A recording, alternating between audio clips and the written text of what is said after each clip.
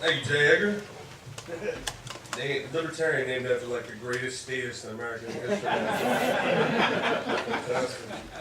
Awesome, guys. So I'm here to talk to you today about the value of taxation and why Bernie Sanders was right. Taxes are the prices that we pay for a civilized society. Get it together, hippies. All right. Good afternoon. This is really awesome, guys. This is really cool. Appreciate you guys having me. I really appreciated Larry Sharp. I've been following him on Facebook. I didn't know. I would love, how much money would you actually pay to see Larry Sharp against Rick from Pawn Stars? Yeah. Right? That would be great. Right? This shirt's worth $500. I got a guy that says it's worth $1,550. Right? That was pretty cool. I'm gonna hit him up online and tell him next time he wants to get some more donations. Maybe don't come to a room in New Jersey with a free buffet and offer a medium t-shirt. I mean, I wanted to buy the shirt. But I also don't want to show my belly button in a room full of strangers, so that's good. But yeah, so yeah, I do comedy now. I do comedy in New York City and all across, so it's really great to not be in an incredibly far left progressive room trying to talk politics. That's honestly, it's a luxury for me. And I look around the room and a couple things I noticed. I mean, way more packed than I thought it would be. So the organizers, really, congratulations to you guys. This is outstanding. It shows, we talk about the free market. It shows that there really is a market for this ideology now more than ever. I think that is something that I think we can all agree on. And honestly, this room smells nowhere near like the amount of marijuana I thought it would smell like. I thought, when they were like, the conference room's upstairs, I'm like, I don't smell it upstairs. You sure? And I came up here and I saw flowers and a buffet. I was like, I thought I was going to see drug rugs and, somebody talking about the existential benefits of LSD. As opposed, it was really cool, man. So, a few things, like, when we talk about comedy, and the guys asked me to talk a little bit about, how we can use comedy to branch out and spread the message of liberty. And I think all of us understand the value of social media, right? We're probably all social media addicts. We go to, liberty.org and all that other stuff, right? And we sit there and we have political arguments with the kid that used to sell us Xanax in high school, right? I mean, is that pretty much, yeah? No, not really? Not Xanax, no? Something else? Fair enough. Yeah, but we sit here, and I think one of the issues is that we're always trying to be right, because we always are right? We sit here and we don't blindly accept what, our demagogues are telling us to believe. So we come up to our own conclusions. And that ruffles a lot of feathers, right? Because free thought is very dangerous to people that don't want to have that burden of free thought, right? Now it's just me, I'm the only one that argues with people on Facebook, really? I'm going to Facebook friend every single one of you, and every single time you say something needlessly contrarian to somebody that's a teacher posting an NJEA thing, I'm going to be like, wait a minute, you didn't laugh at my joke, you don't get to have this argument. And it's great too. My sister's really nervous about me being here because she works for the school. She actually works in the Women and Gender Studies program here. She's on her way up the ladder, and she's like, Gerard, you're not a libertarian. You're a Republican with a weed addiction. All right? Which is so weird because my ultra-conservative grandmother's like, you're just a dirty hippie with a job. They don't understand us, you guys. I'm trying to explain to my sister. I'm like, no, look, just because I don't believe somebody is entitled to 40% of my earnings, right? Doesn't.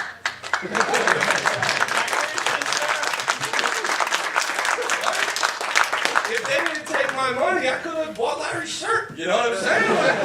The wheel goes round, guys. Free market. You know what I mean? So. But I'm trying to explain to her, I'm like, but we are socially liberal. She's like, you're not socially liberal. I was like, absolutely, we're a free choice. And she's like, then why aren't you coming to the marches with me? All right? I said, because being socially liberal doesn't mean I need to go to Lesbian Comic-Con. I'm going to march. Little does she know, I've been going to the marches. I haven't been marching. It's the only place I can sell a $100 vagina hat.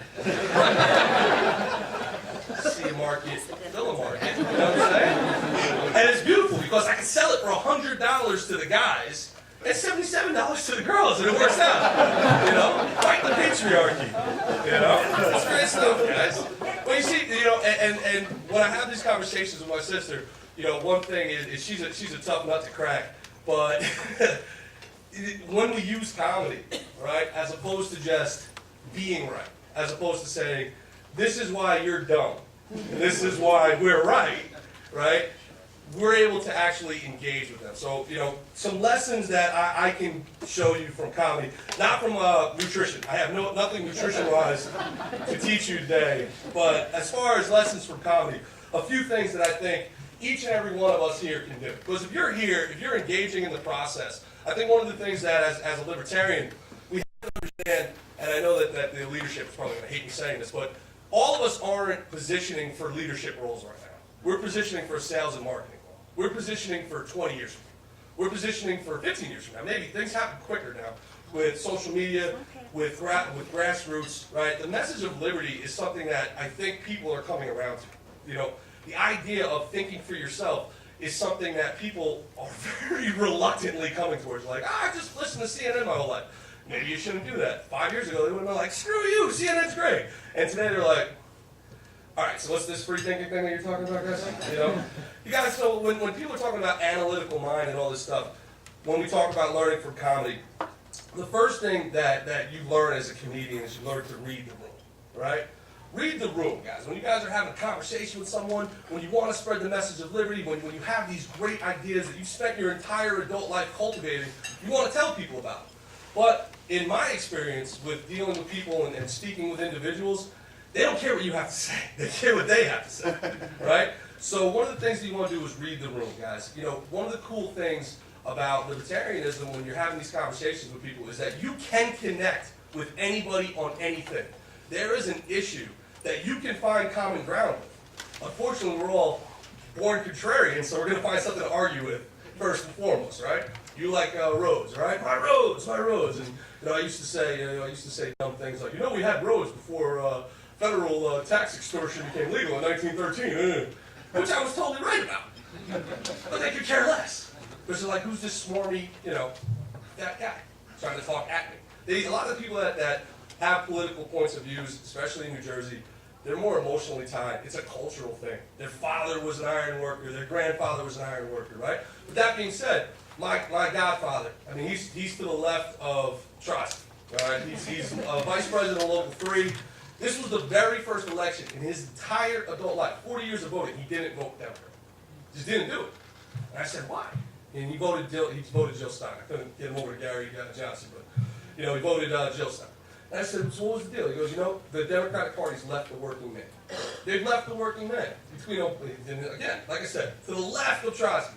But between Obamacare, right, and between, you know, they're having this existential crisis with sanctuary cities and not understanding how that drives down the cost of labor. You see what I'm doing right now? This is me reading the room wrong, and this is me trying to show you how smart I am and not telling jokes like I'm brought up here to do. But anyway, long story short, he didn't vote. He didn't vote. He almost didn't vote at all, but he ended up voting for Stein. He wanted Bernie Sanders like all the other people, but he didn't vote. So right now, when you talk about, you know, vagina hats, and you talk about seeing a void and filling a void, that's a void, man. That's a guy for 40 years that is open to new ideas. And that's something where when you have a room full of people like this, you can double this room, triple this room in no time whatsoever. As long as, once again, you read the room. You find something to connect with people about as opposed to arguing with people about, right? Like we were talking in the back there, and, you know, we're talking about how, you know, the presidential debates went. And I was like, you know, what's really messed up about me is I really like Austin Pierce. I really like him. But then the more I heard him talk, the more I was like, why does this young guy want to be a politician? Screw this guy. I don't respect his authority, you know? Like, and I think that that's one of the things where we run into, you know? It's like, you know, you listen to Larry on Facebook, it's like really, really great things. And then Larry's like doing his due diligence. We have to raise money. And it's like, no, this is a political party. I came here for the buffet. What the heck? You know? And it's this weird infancy step that we all have to get over. Like, what are we here for? What do we actively want to do? You know, and I think for people like me, I don't know about, you know, out there, I think one of the things that I've had to overcome is the need to be right and the need to be seen as smart and handsome and good looking and gorgeous and, you know, all those other things. And yeah, outstanding khakis, right? I didn't know that this was a suit and tie affair. I would have worn my good sneakers. But yeah, again, I thought that there was going to be drug rugs and vape circles and stuff. I didn't think that this was going to be as formal as it was. Forgive me for that. But yeah, so I mean, again, connecting with people is understanding, you know, about, you know, for example, like Jay, cool dude, right? So if I wanted to come here, right, you would say, I loved you as a scientist in Independence Day.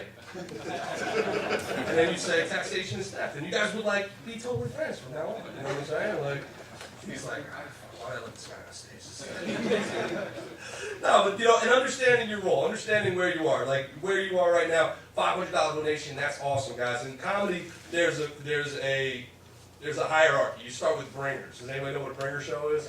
What's a bringer show? You gotta bring 5 people. You gotta bring 5 people for 3 minutes on stage, and you're normally terrible and you don't know what you're doing. Your value to the club is that you help bring seats. There's people here that you guys are young. This is your first foray into this sort of stuff. Your job is a bringer. Your job is, hey, there's these really, really cool ideas that I'm kind of young at knowing, right? But it really interests me. You guys should bring other people to. You understand what I'm saying? So bring people to have the access to the things that interest you. That's how I got started in this stuff. You know, one of my friends looked at me and said, dude, you know, man, you should check out this guy, Ron Paul. And I was like, I don't know, he's supposed to be some crazy guy from Texas, right?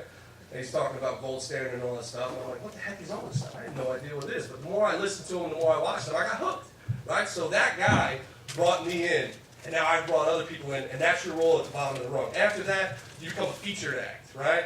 A featured act is the person that no one's ever heard of, and they bring you on stage, and they're like, he's played minor league baseball, and you know what I'm saying? And now, so you're a featured act. And now it's your job, now that you've brought people there, is to show people that, hey, look, this is young, this is cool, this is popular. You know, these are things from a marketing perspective. You look at a guy like Justin Trudeau, right?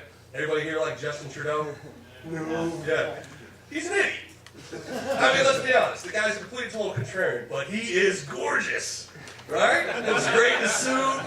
He goes out there, he's got that little Gaston smile, he looks at the ladies, he's like, hey, give me your money. And they do, right? So I think that, again, that's something that we can all do. I sit here and I lecture people on appearance in my khakis and non-tucked shirt, right? This is the type of thing. So you're representing, you know, a movement that's pretty cool, guys. And I think that that's really the thing that we want to get across, is that we are trying to educate you on how to be free. You know, how this became an extreme perspective, how this became an extreme point of view, is crazy to me, right? I sit, again, with my sister. I sit there and I have arguments with her, and she talks about how we should move towards socialism in Denmark and all these other same old tired tropes that you can read off a slate word by word, right? And I sit here and I'm like, you know, if this was the 14th century, you would be sitting here arguing with me, and I would sit there and I'd be like, you know what, Emily? Our feudal lord sucks. This guy's terrible. And she'd be like, yeah, but where are you supposed to get the farms? Right? What happens if somebody else comes in? Where's our army going to come from? And you're sitting here like, unbelievable. People are really, really happy in their captivity. So again, going back to reading the room, you have to understand, right? We're all weird. Right? I mean, is that fair? We're all weird. Everybody else reads something and they're like, all right, so I got to vote for this. What line am I voting? This is boring, I want to go back to watching the Kardashians. And all of us are sitting here like, whoa, whoa, whoa. Let's read this line by line. You know, on page 16 of the what was it back there? What were you saying? What were you saying before you read what? The World Fact Book. The World Fact Book. Fact Book. Yeah. I love that dude. He turned to me and he goes, you know, you ever read the CIA World Fact Book? And I'm like, yeah, I got it. I got it right next to the toilet and all. I do. Yeah, well, you know, that's such a libertarian thing when I first walked in. You know, it was such like a libertarian. You know, have you ever checked over the CIA World Fact Book? I perused it. You know what I'm saying? You know, and it's like, so if you're talking to like a waitress at Applebee's and you want to have a conversation with her, and, you know, you connected with her on such a small level, and she's like, oh man, I can't believe the taxes went up. And you're like, yeah, well, you know, let me tell you about page 16 of the CIA World Fact Book. They'll be like, all right, sir, here's your check, leave me alone.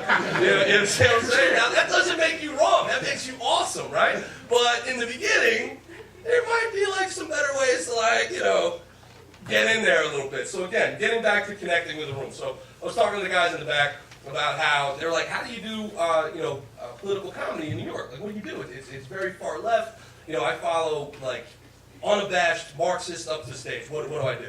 I say, I don't do comedy. I don't do political comedy. I find another way to connect with the crowd. I talk about awesome stuff, but then little tiny, after you win the crowd over, you get them in it. You say, so, how do you explain the free market? I say, Nintendo DS. Nintendo DS explains everything you need to know about the free market. And they're like, why? It's like, why would, for those people, does everybody here know what Nintendo DS is? Yep. Yeah. You see how you whistle, right? Yeah. You know why?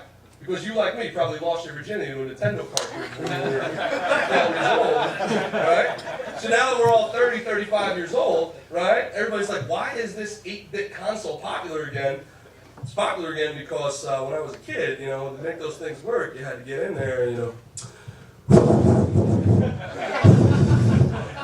so you do that like 30, 40 times, it never calls you in the morning. It has a special place in your heart, has a special place in your heart. So now, understanding that bad technology is now popular again, right? That's understanding the market. People will never understand, when you talk about totalitarianism, utilitarianism, and all this stuff, they don't understand the humanity of this, right? You want to donate to charity?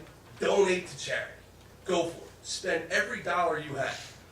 Don't spend my money, right? Don't donate my money to charity. I know that makes me sound like a jerk, but that should be my prerogative to do, right?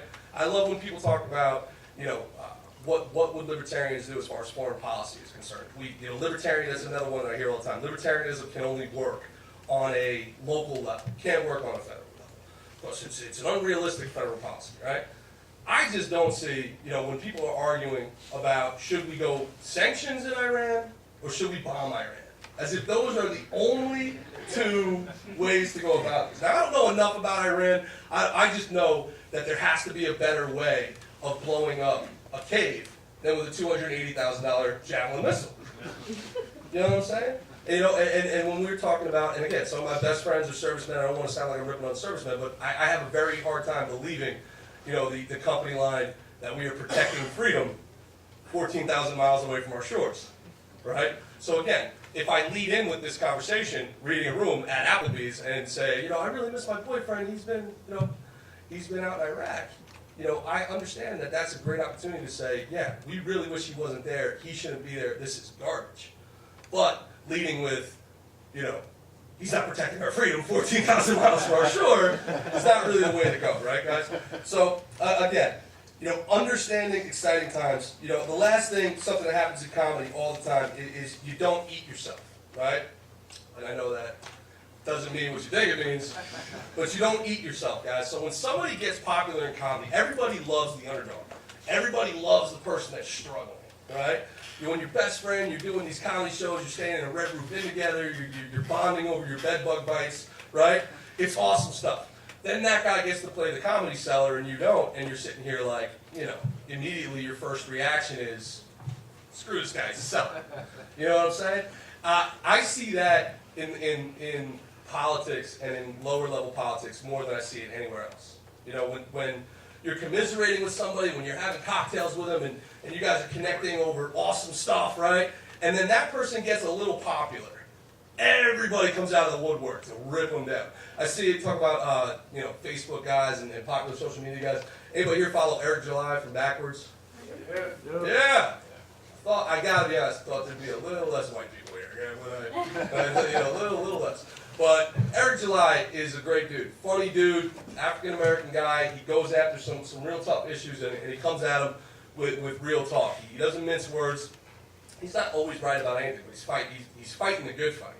And now, I've watched him over the course of the last 2 years, his rise in popularity went from, oh my God, you're a libertarian rapper, you're putting it out there, that's sick, that's awesome, to now he's pretty popular, he's got a Facebook page, he's got like 100,000 views, and if you go to his comments, it's like shopping at Walmart, it's the worst stuff you've ever heard in your entire life. As you see, you're not a real libertarian, you're not this, you're not that. So, you see this all the time, I think, with libertarianism, at least online, at least in the media, right? In that we build people up, we allow them to get to a certain level, then it's like, wait a minute, these guys want power, screw them, we hate everybody that wants power. You understand? So in the comedy world, we call it don't eat your own.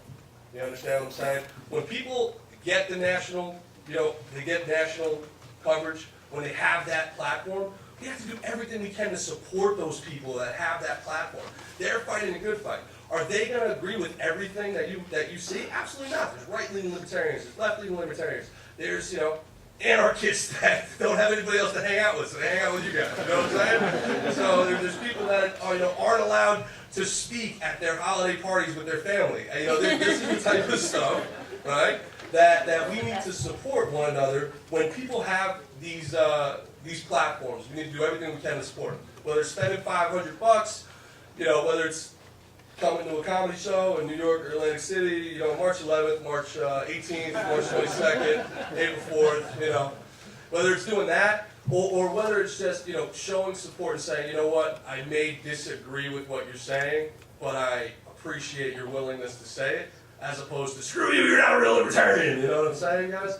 So I think, in closing, again, I just want to thank all you guys for having me out here today. It was really awesome of you. I think that this is really, really cool. A full room in New Jersey. This is really, really a great start. I wish we could have got to that 5% level in this past election. It would have been nice to have some money. We wouldn't have to go selling T-shirts at 1,600% markup. Have some fun. That was awesome, man. Gotta get 700. Gotta get 650. Next time we're gonna get them a cane and a top hat. It's gonna be sick, man. It'll be awesome. But yeah, I gotta tell you guys, it's really something that I'm very passionate about, and I do appreciate the opportunity to speak and tell some jokes and something that each and every one of you, just by being out here, it shows your commitment to the cause of freedom. And I can't think of any more noble cause, right? I may disagree with, what you do, but I support your right to do it. And I think that that's something that all of us can agree upon. And, again, if you take those lessons from comedy, if you learn to read the room, if you learn to connect with people, they're going to be more receptive to your ideas, right? It's talking to people, not talking at them. And I think that as I speak at you, literally, directly, but I think that that's something that we all can take from my time on stage. And going forward, I wish you all the best in liberty and taxation is theft. Thank you guys very much.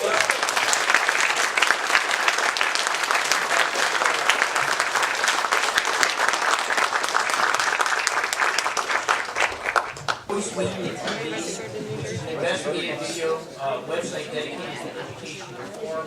He's a champion of school choice, from the schools down to the birthday and many other kinds of education reform. In 2009, he directed The Cartel, which is a documentary that we hear from closely. So, without further ado, Bob Allen.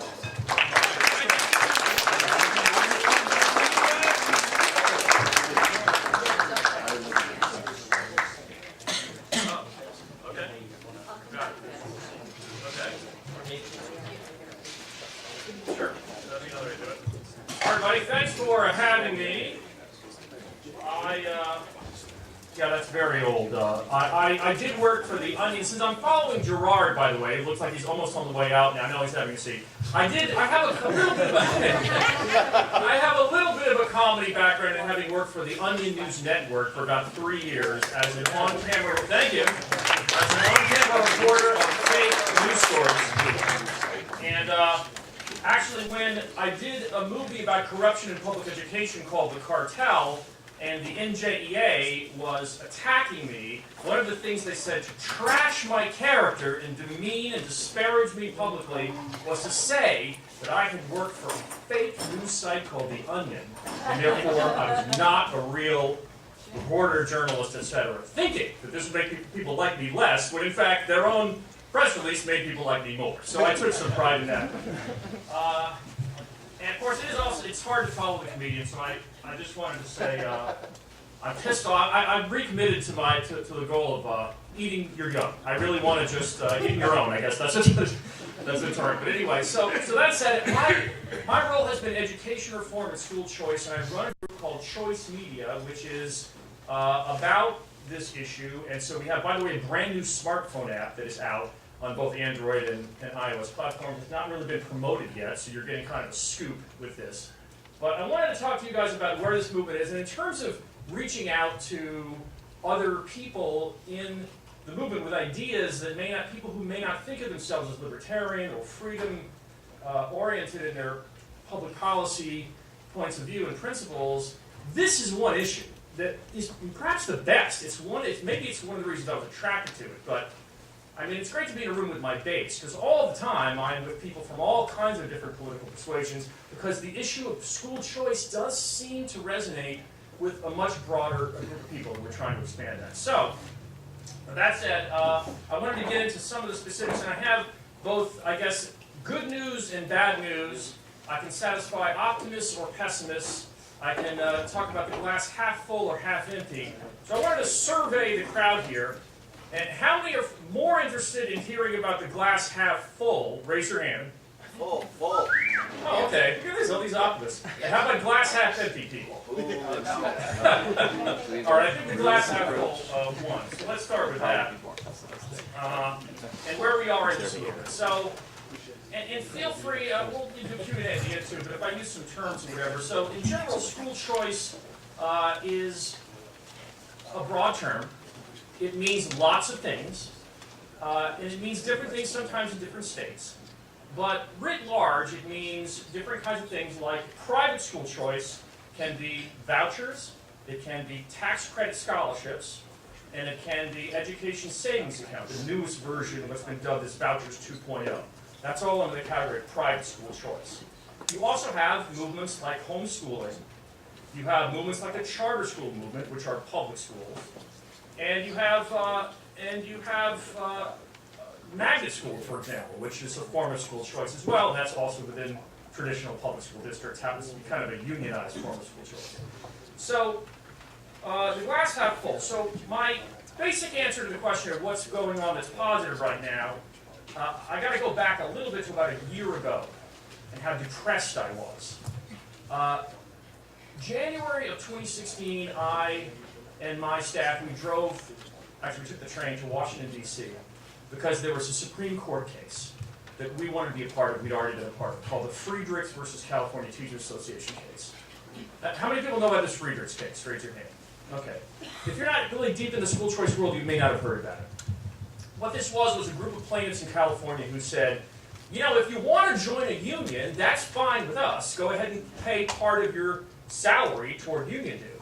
But if you don't want to join a union, you shouldn't be coerced to do it, right? The union takes political positions all the time on all kinds of subjects that have nothing to do with education even, by the way. But even within the realm of education, they take political positions all the time. And these plaintiffs said, if we don't agree with that, why are we paying money to sponsor and promote political positions that we disagree with? It's a violation of our First Amendment right to have to subsidize messages that we think are wrong. So they had this case and went all the way to the Supreme Court. I actually got into the U.S. Supreme Court oral arguments and listened to this.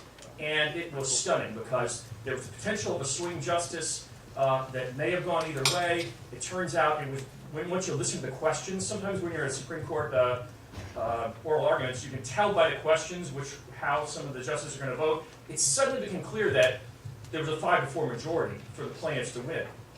We have 25 states in America with compulsory union dues for school teachers. Huge population states, New Jersey, of course, being one of them. Add to that New York, Pennsylvania, California, Illinois, Massachusetts. All these big population states where if you want to quit the union, too bad, you have to pay still 80%, 80-85% of the union dues. They have this old court case which allowed you to reduce a little bit of your union dues if you wanted to quit. You still have to pay most of the union dues anyway. So this would have actually freed all of these teachers who wanted to quit the union from having to pay these compulsory dues. This was an incredible, like in places in states that had gone right to work in the past 5 years, Michigan did. What are the odds of that? The UAW state becoming a right to work state? It happened. Wisconsin did under Scott Walker's leadership. And what did they find? They found that half of the teachers just quit the union that year. Once you had to actually get them to proactively write a check to the teachers union, half of them just said, you know what, screw it, we're not going to be the teachers union anymore. So, all right, so this case is saying for the 25 states where the union dues are compulsory, suddenly there's this potential to say, like, it's no longer compulsory. You only have to write the dues check if you feel like it. Everyone was very excited about this on our side of the ledger. And then I'm driving in my car and I hear about, then, 2 months later, the sudden death of Antonin Scalia, U.S. Supreme Court Justice. The 5-4 majority now became a 4-4 split now that Scalia died, surprisingly. And everyone at the time was then predicting a Hillary Clinton win.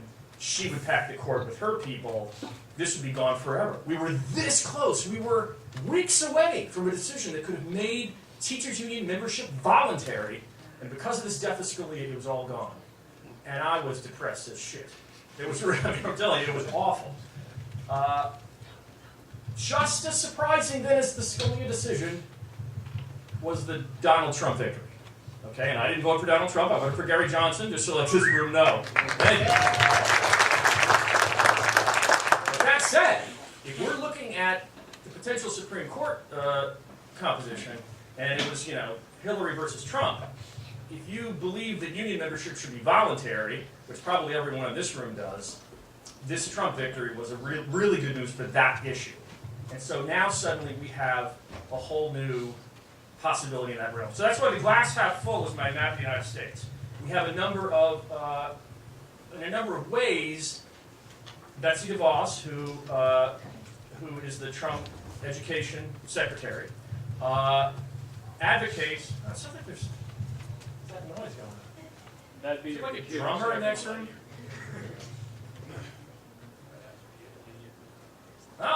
Oh, let's have a round of applause for that. Okay, so the glass half full is on a national front. We're seeing both renewed interest in the issue, even just the coverage. I feel like the more media coverage, and it's kind of the premise of our Choice Media Group, the more media coverage of this issue there is anyway, the more hearts and minds we tend to change and convert over time. And because of Betsy DeVos and Donald Trump, and this just talk about vouchers and private school choice and education savings accounts, it is fostering huge new discussion about the issue that the unions hate this. The education establishment hates this kind of discussion about choice because they lose. The more people that talk about it, the more people that think about it, the more they lose. So that is an incredible kind of glass half full scenario. And there are other things the federal government might do that I'll get in a second, which is less clear. But yes, this is what I was just talking about. The Friedrichs 2.0 one. Now, this is the issue I was talking about. This is a new case. It's called the Janus case. You see, we published this just a few days after the election.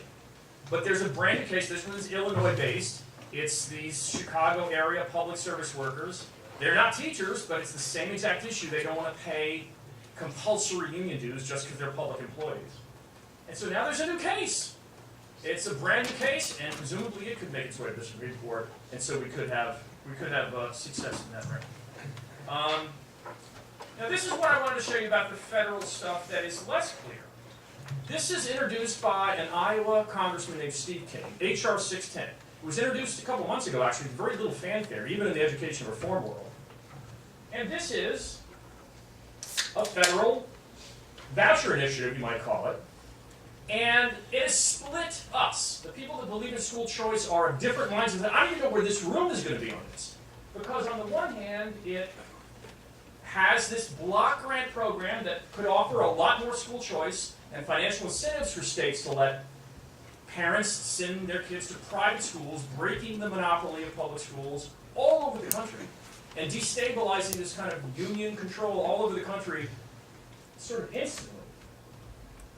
On the other hand, you could argue there are people that said the federal government should get out of this realm completely.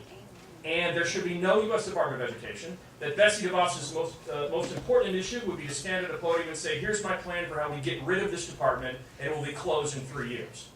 So, I don't know, guys. What makes more sense to you? That we do something right now that basically kneecaps this establishment so we can kind of do a reset button on education in the United States? Or is this fraught with peril? Because as soon as you do this, the next time there's a new president, and maybe the president is a Democrat or some sort of other left-leaning president, Republican or Democrat, that they will then say, well, now we're going to start attaching all of these federal rules to the voucher program. So anyway, so this is the HR 610 issue, and so that's up for us to kind of talk about. But that's if not this, there are lots of other proposals that the federal government could introduce. It could add more choice right away, But there are libertarians who say, even if it is good short term, don't do it. Because it sort of brings the camel nose into the tent of kind of a federal mandate. Let's start about glass half empty, and for that, surprise, surprise, I have to stay.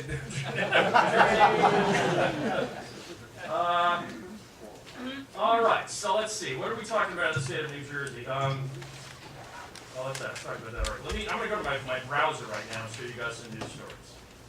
And this, I think, would kind of tell it a little better than a lot of things. So that's this. Okay, so first, you could say that there is some good news in New Jersey. New Jersey has no private school choice program, unlike over 20 other states around the country. And even in the last 5 years, brand new school choice initiatives in Ohio, North Carolina, Arizona, Wisconsin, Nevada, the list goes on and on. Brand new programs in all these places, but not here. But what we have is a charter school movement. That's basically the best New Jersey has to offer right now. It's, as you probably know, it's only in certain towns across the state. To the overwhelming majority of parents in New Jersey, there is zero access to charter schools. Not even access to a lottery for a charter school because you don't live in the right town. So this is what we have. But nevertheless, we do have this, which is, look, Newark charter school parents flooding the state house saying, to support our schools. We have, geez, I have to load one at a time. After a lot of controversy in Princeton, they have approved the ads are killing me here. They have approved the expansion of the charter school there. And then we also have a lawsuit that you guys should hear about in this 1-minute video. Parents, did you know that some of New Jersey school districts are facing a terrible budget crisis that will force them to lay off teachers? Did you also know that state law mandates teachers must be laid off based only on seniority? The law is called last in, first out. It prohibits school districts from considering how good or bad teachers are. This law is bad for students and unfair to some of New Jersey's most qualified teachers. In Newark, under the current law, 85% of teachers who stand to lose their jobs have been rated effective and highly effective by their principals. That's hundreds of our best teachers being taken away from our children. Turn my mic down. Some of the most knowledgeable people in the ed reform movement are actually unaware. In many places, last in, first out is part of a deal that the teacher's contract, when the teachers do a new contract with a district, that's part of the contract. New Jersey's really weird, and we actually have a law that says you cannot consider how good, or just what the video said, how good or bad a teacher is. If you're laying off because, say enrollment drop happens and a district has to lay off teachers, they have to do it purely on seniority. I mean, it's madness. It's madness. By law, you can't. Imagine running a business this way. You have to lay people off, but you would lay off this incredible, great worker who has 5 years of experience and keep the lousy one who phones it in and is drunk every day who has 6 years of experience. And by law, you have to do it's madness. I mean, setting apart the fact that you have to pay all teachers the same, the really hard to find AP, math, or chemistry teacher who's awesome, has to be paid by law with the same years of experience, exactly the same as a mediocre middle school gym teacher who phones it in and doesn't care. No one can run a business that way either. It's crazy. If you want to have a debate with anybody about the education establishment, just bring that up. Just ask them, say, like, if you ran a business, I have one question for you. Say, would you pay every worker exactly the same based only on years of experience? And if you ever had to lay anyone off, would you ignore how good they were? Because that's what we have today in schools in New Jersey. If they want to defend the establishment, ask them about that. Anyway, so this is a lawsuit going on, and so I don't know if you want to call this optimistic or pessimistic. Optimistic that we have a lawsuit fighting it, or pessimistic that it's been around for all these years. But we have this. But then at the same time, in the charter movement here locally, we have the governor's Department of Education, which is in charge of authorizing new charter schools or shutting down ones. And we have a basketball ad. We have stories like this. And this is a question I ask charter people all the time. you know, I talked about how I deal a lot with a lot of the education establishment, some of whom consider themselves reformers and reform-minded, and you'll ask them, well, if there's a C- charter school, would you shut it down? And a lot of them are like, yeah, we need to be for quality. We can't let our movement become associated with malaise and poor performance. A D-rated, C- rated, those schools have to be shut down. Oh, you really, what if the kids then go to an F-rated district school because you shut down that D-rated charter school? And they're like, well, that's not my issue. We gotta be for quality. We gotta shut down. So in other words, parents make relative comparisons on schools, whereas these oftentimes the charter authorizers, particularly in New Jersey, don't make relative comparisons. They will just look at the charter school, and if they don't like it, they'll shut it down, ignoring how bad the district school is that the kids are sent to instead. And it drives me crazy. In a free marketplace, no one does this. People basically maximize their own benefit as consumers when making a choice. So that's part of the bad news about the state. And we also have things like this. Now, let's start a video. Will the Trump administration, will the DeVos Education Department federally?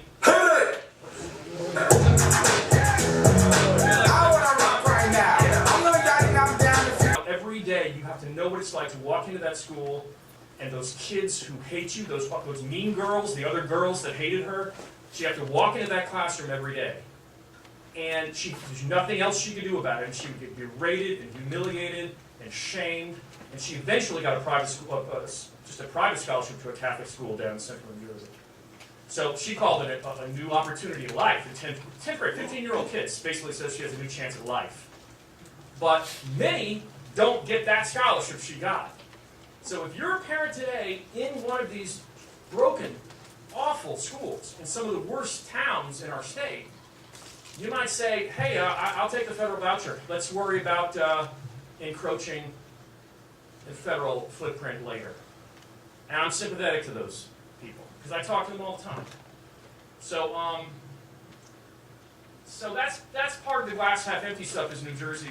We're kind of nowhere, and there are not a lot of people predicting that the next governor will, whoever that is, Mr. Murphy perhaps, is Pete Rorman! You better vote for that. I stand correct.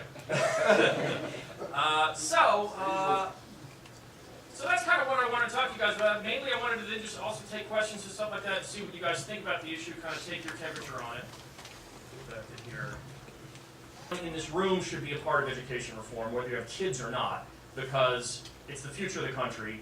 It's also your money.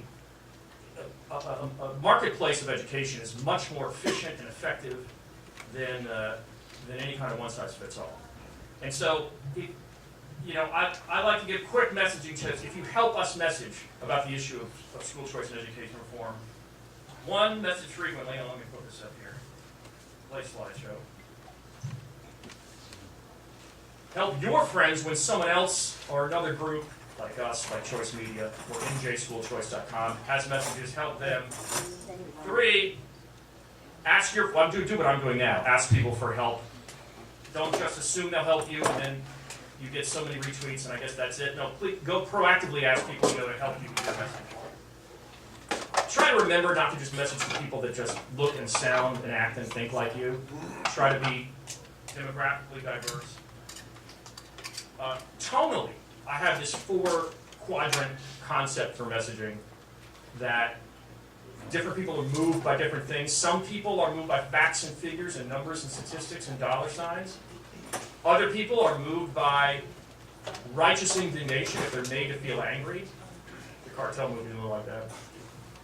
Some people are moved by crying, weeping, sympathetic stories, sad stories, not anger and righteous indignation, but sad stories. And some people are moved by number 4, comedy, satire, irreverence, right? Probably this group is probably the 4th group. But all these different tones. So don't just, in other words, we get in our own silo of thinking we're going to message only the way that we would be best spoken to. If you're trying to actually change hearts and minds, think about other styles of communication that may not be how you would be best attracted, and think about that.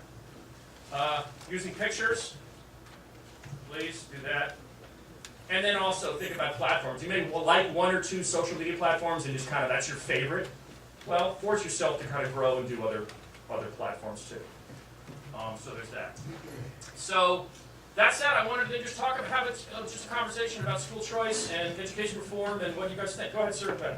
What do you think of the current school choice program in the state? So I said school choice means different things in different states. New Jersey is the only state in the country that has its own.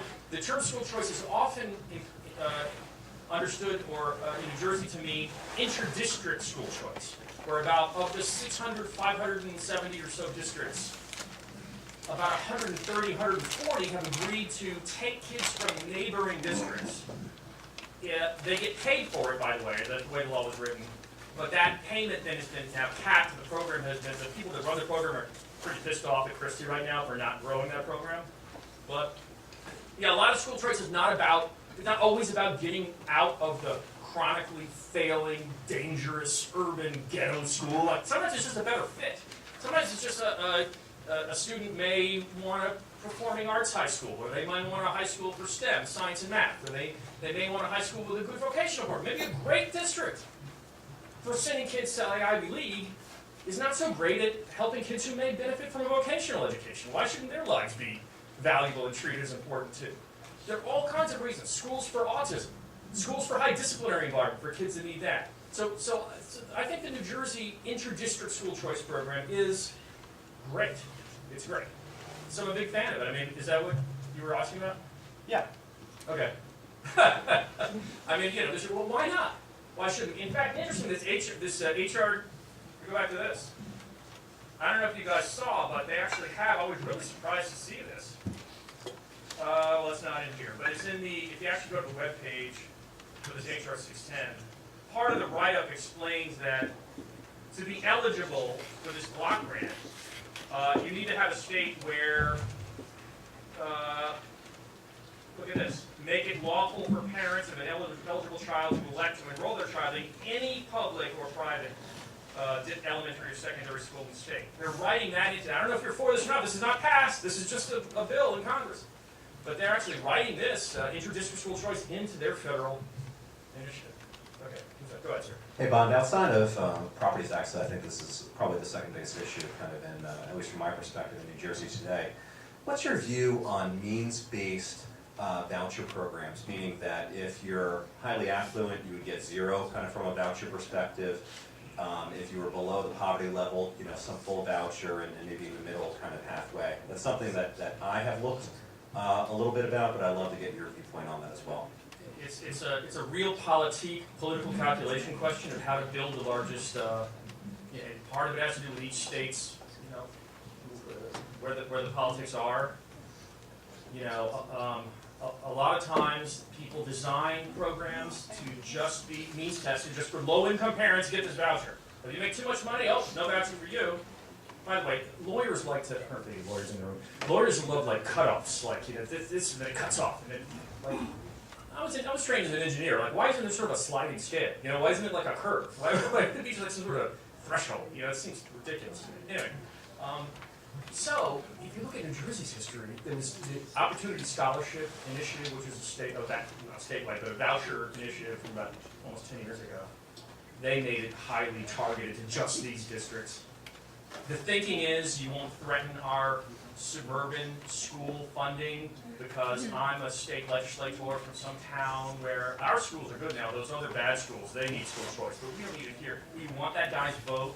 And you say, all right, well, don't worry, guy from a decent district or better than average district or gal, but don't worry, you, because this won't affect you. It won't hurt the jobs in your little town and therefore get people pissed off who are your constituents. This is just for the bad towns. So they limit these school choice programs to just be means tested and just low income. Well, what that also does is limit the constituency that's for it, right? So that's what Christie did in his whole tenure, like make it short, smaller. And like $2 million, like tiny drop in bucket programs that just apply to Newark or something. And then there's no constituency for it, so they fail. Nevada passed a completely wide open education savings account. The rate is called Voucher 2.0, by the way. People actually get debit cards. I mean, imagine getting a debit card that you can use on private school tuition, you can use on online learning, you can use to hire tutors, you can allocate the money as you want, unlike a voucher a voucher is the government setting the tuition, where there's no then pricing pressure between the private schools, the government set the voucher value. So education savings account says, why do that? Just have a flexible amount that the parent can use for tuition or say for college. Nevada did that with no means testing. Open to everybody, every kid in the state. Everybody had like a 7 ounce. Yes, it's more for special needs, but it's but apart from that, it's a set amount. It's like it's between $5,000 and $6,000. Do you personally think that would be a good idea? Because Yeah. For me, my viewpoint was is that, hey, you know what? It's school choice for all, not school choice for just individual kind of public students. Yeah. Well, that's right. In that, like I honestly, sincerely believe it's not just about failing districts. It's also about just a better model for if there's already a good school somewhere. Someone has just a better model, but maybe that model doesn't appeal to everyone. But yeah, absolutely. I mean, it should be. Look, once it's a marketplace, then it become efficient. And the places where school choice are, some of the time school choice is attacked. They pick places where there's not scale, and markets need scale to be efficient. And what you're talking about is great scale. Maybe one more question, Bob. Okay. Hi, thank you for your speech. As someone who wants to go into education, it was very informative. So, my question is, with President Trump nominating Neil Gorsuch to the Supreme Court, if he were confirmed, do you think that would be a good opportunity to for school choice and like ending the compulsory unions? And do you think he's good at least on that issue? Oh, no doubt, no doubt. That's a slam dunk. I mean, that's where I started with that, because that might be, kind of the most important aspect of this whole thing, is that if the teachers union spends millions of dollars in this state, handing it out to candidates who run for the school board, handing it out to state legislative candidates, paying these people off. I mean, they paid off the NAACP last year to pass a moratorium to stop charter school growth. And everyone, the news media covered that like it was some sort of, hand-wringing, like, the NAACP. This year they're holding like forums around the country. They're having one coming up in New York. They just did one in Detroit. Oh, well, they're trying to decide. It's such a complicated issue. Like, the news media almost never mentions the fact that the National Teachers Union wrote checks to the NAACP before they passed this moratorium. And then they did it over the cries of people who were there in Memphis at the NAACP meeting, screaming, who were parents of charter school people and driven to be there anyway. So, I think that the teachers union, in other words, they just write checks to these candidates all the time. I've been in meetings with state senators in this state who I can see when the switch turns off once they realize that what I'm saying will piss off the union and cut off their checks. If you cut that money, even in half, it would make an enormous difference. This is a form of legal bribery in this state, and so many others. I think a new decision, a new Friedrich's decision, Friedrich's 2.0, we're calling it, whether it's the Janus case or one of the other new ones, would be a watershed.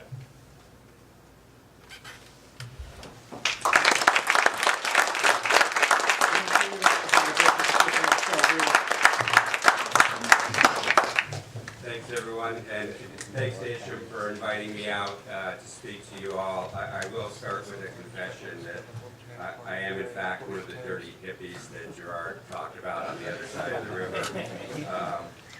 But I am also a glass half full kind of person that Bob talked about. And it's funny when I think about the glass half full, because I'm in a mixed marriage.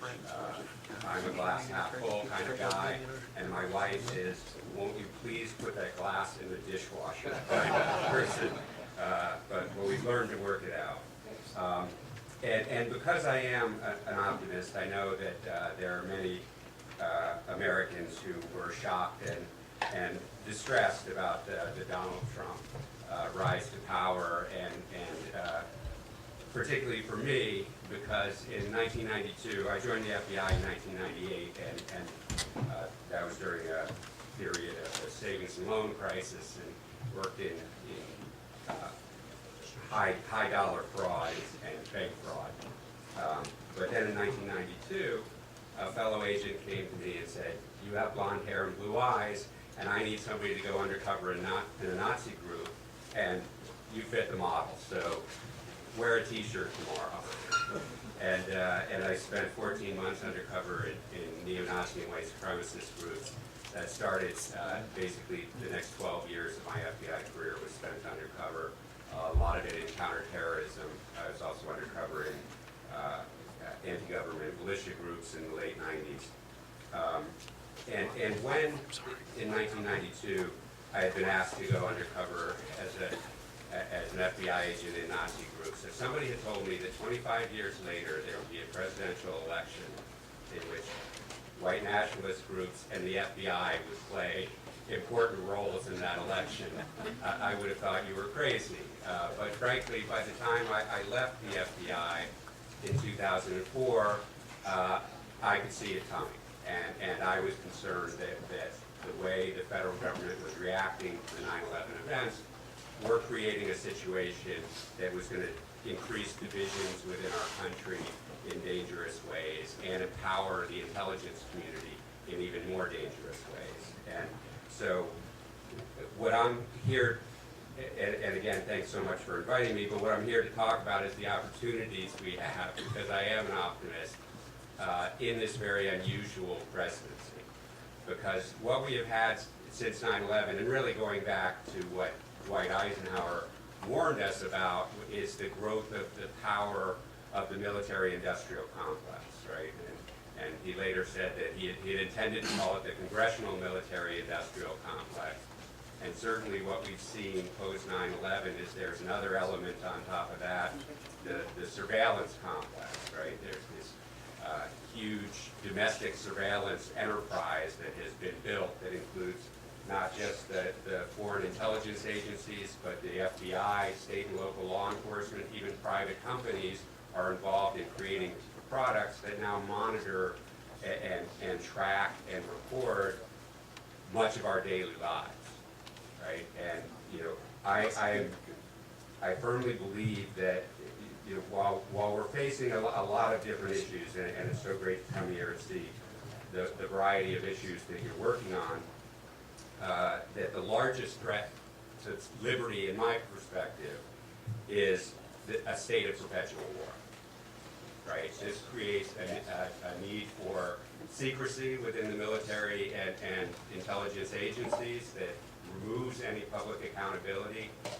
Great sums of money are being spent, very little opportunity to see how that's being spent, to see whether these new techniques that are being used, these new surveillance programs, are actually keeping us safer or not, right? And what risks are there? And typically, particularly early after 9/11, obviously a horrible event that had a deep impact on many Americans and many people around the world. What I would hear often when I would warn about the power that's being accumulated secretly within these agencies is, well, if you're not doing anything wrong, you don't have anything to worry about.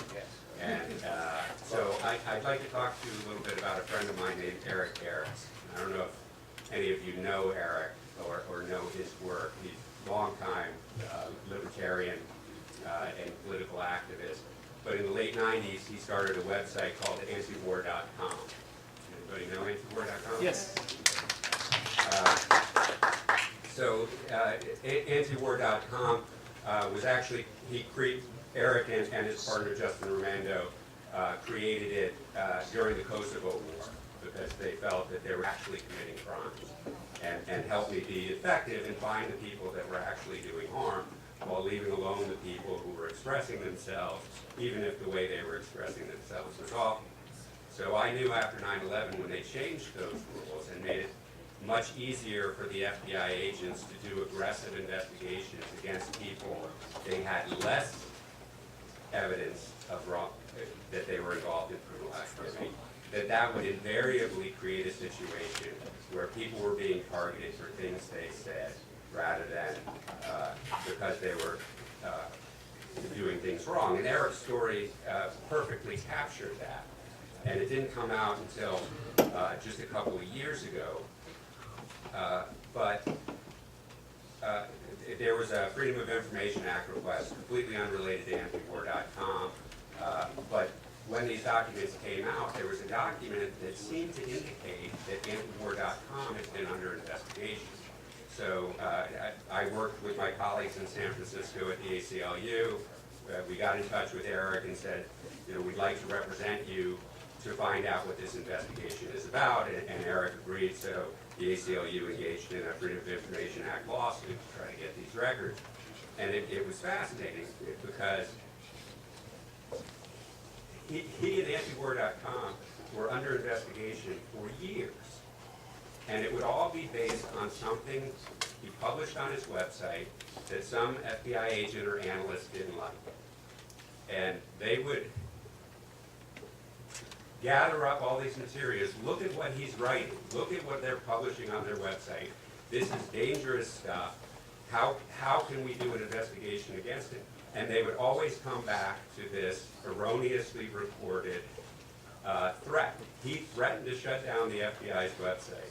Even though if you read the email he forwarded, it was very clear that he was threatening to shut down the anti-war website and that was being forwarded to the FBI for assistance.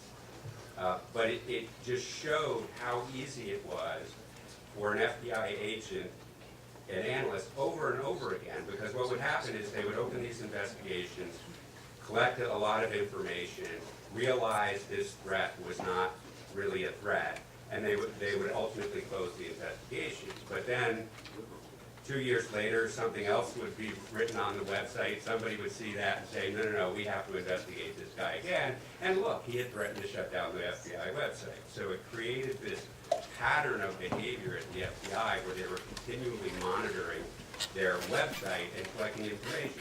And when this all was made public through the previous Freedom of Information Act,